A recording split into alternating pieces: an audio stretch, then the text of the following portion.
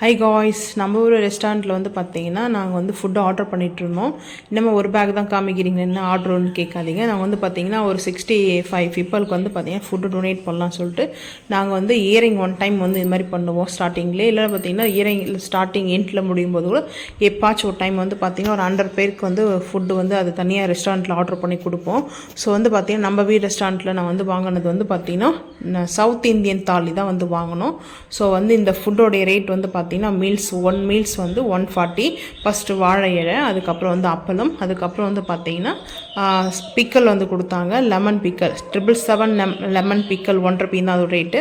So அதுக்கப்புறம் இந்த மாதிரி சின்ன சின்ன பாக்ஸில் வந்து கொடுத்தாங்க. இது வந்து பார்த்திங்கன்னா நாங்கள் ஜனவரிலேருந்து மார்ச்சில் வந்து பார்த்திங்கன்னா மேக்குள்ளே வந்து பார்த்திங்கன்னா ஒன் டைம் மட்டும்தான் நாங்கள் இந்த ஃபுட்டு வந்து இதை ஹோட்டல் தான் வந்து கொடுத்துவோம். நான் இந்த டைம் செஞ்சு கொடுக்கலாம் அப்படின்னு நினச்சேன். கொஞ்சம் கோல்டாக இருந்தது, ஹெல்த்து கொஞ்சம் இதுவாக இருந்ததுனால சரி ஓகேன்னு நாங்கள் 2 டேஸ்க்கு முன்னாடி ஆர்டர் பண்ணிட்டோம். ஸோ ஆர்டர் பண்ணிட்டு நல்லா ஃபுட்டு வந்து பார்த்திங்கன்னா கொஞ்சம் ஹைஜீனிக்காக இருக்கும்னு நினைப்பேன் எப்போ கொடுக்கும்போது.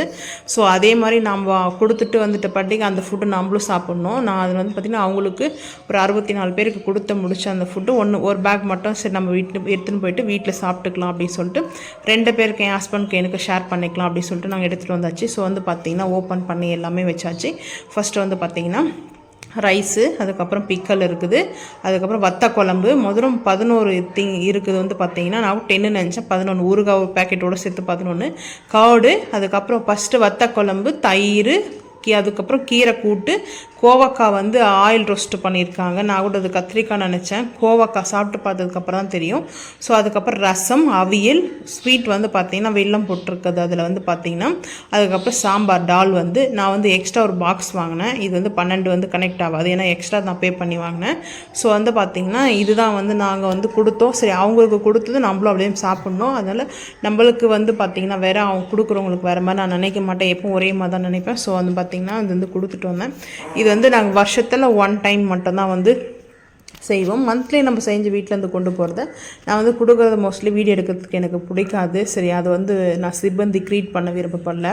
ஸோ அப்புறம் அதுவே வந்து பார்த்திங்கன்னா யாராவது அந்த மாதிரி சொல்லிட்டாங்கன்னா அது கொஞ்சம் ஹார்ட் ஆகும். சரி அதனால் பார்த்திங்கன்னா நான் இந்த மாதிரி செஞ்சுட்டு வந்தது மட்டும்தான். ஏன்னா நீங்கள் யாராவது செய்கிறவங்க இருந்தால் ஹோட்டலில் செய்வீங்களா இல்லை அதுக்கப்புறம் வீட்டிலேருந்து சமைச்சு எடுத்து கொடுப்பீங்களான்றதை மறக்காமல் வந்து கமெண்ட் பண்ணுங்கள், ஷேர் பண்ணுங்கள். ஸோ அதுக்காக தான் நான் இந்த வீடியோ வந்து போஸ்ட் பண்ணுறேன். ஆனால் ஃபுட்டு வந்து பார்த்திங்கன்னா நல்லா இருந்துச்சு நம்ம வீட்டில்.